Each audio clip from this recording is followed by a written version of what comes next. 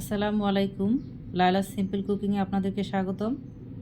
আজকে আমি আপনাদের সামনে নিয়ে এসেছি মজাদার একটি ডাবের পুডিং, যেটাকে বলে পুডিংয়ের রাজা বা বিশ্বসেরাও বলতে পারেন। ডাবের পুডিংটি পছন্দ নাই এমন কোনো মানুষ নেই, সবার জন্য এটা খুব পছন্দের। বাচ্চাদের এবং বড়দের সবারই খুব পছন্দের এই পুডিংটি।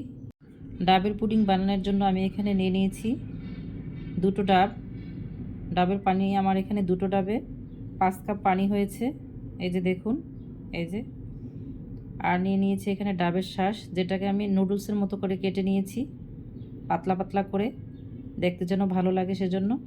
আপনারাও এভাবে সুন্দরভাবে যার যার চয়েস মতো কেটে নেবেন। আর সাথে নিয়ে নিয়েছি হাফ কাপ পরিমাণে চিনি আর 2 টেবিল চামচ আগার আগার পাউডার। এই যে 2 টেবিল চামচ আগার আগার পাউডার নিয়ে নিয়েছি। এখন আমি ডাবের পানিটাকে ছেঁকে নেব। এই যে ডাবের পানিটাকে আমি ছেঁকে নিচ্ছি। দেখুন একটু ছোট ছোট এই যে ডাবের শাঁসের মতো দেখা যাচ্ছে। এখন দিয়ে দিব আমি এখানে হাফ কাপ পরিমাণে চিনি। তারপর দিয়ে দিব আমি এখানে আগার আগার পাউডার 2 টেবিল চামচ। তারপর এটাকে আমি ভালোভাবে মিক্স করে নিব। ভালোভাবে মিক্স করে নেবেন, সব পুডিং বানানোর ক্ষেত্রে এটাকে ভালো করে মিক্স করে নিতে হয়। এখন আমি চুলায় দিয়ে দিয়েছি। চুলায় দিয়ে ভালোভাবে অনবরত নাড়তে থাকবেন বলক না আসা পর্যন্ত। ভালো করে নাড়তে থাকবেন, 2-3 মিনিটের মধ্যে আপনার বলক চলে আসবে। দেখুন আমার বলক চলে এসেছে। এরকম 2 থেকে 3টা বলক আসলেই আপনারা বুঝবেন যে আপনার পুডিংটা একদম রেডি সেট হওয়ার জন্য। আমারটা হয়ে গিয়েছে। চলুন আমি একটা পাত্রে এটাকে সেট করে নিই। এই যে দেখুন একদম সুন্দরভাবে হয়ে গিয়েছে, এটা ভালোভাবে জাল এসেছে। এখন আমি একটা পাত্রে এটাকে ঢেলে সেট করে নিব।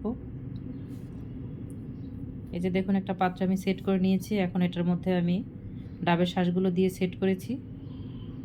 সুন্দরভাবে সাজিয়ে নেবেন এভাবে। তারপর 2 ঘন্টার জন্য রেখে দিবেন নর্মাল ফ্রিজে।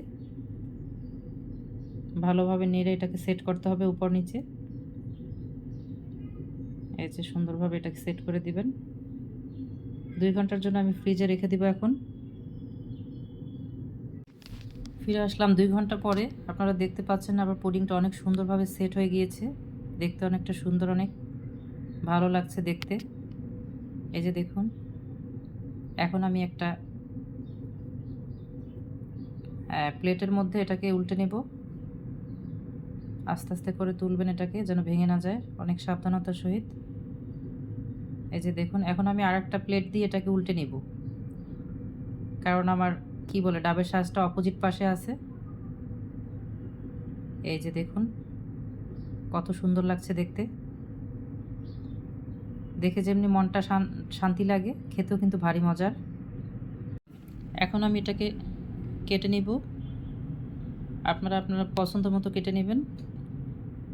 এটাকে আমি মাঝখান থেকে এভাবে কেটে নিয়েছি। এখন আমি এটাকে এভাবে পিস পিস করে নিব, কোণের মতো কেটে। তারপর এটাকে দেখুন আমি কিভাবে ফুলের মতো বানিয়েছি।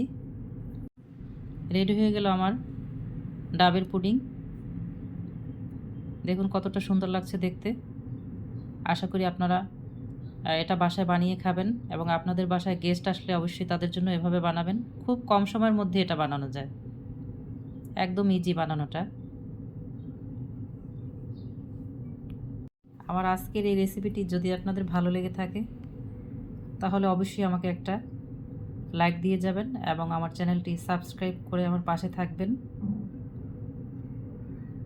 আপনার বন্ধুদের মাঝে অবশ্যই এটাকে শেয়ার করে দিবেন। আল্লাহ হাফেজ।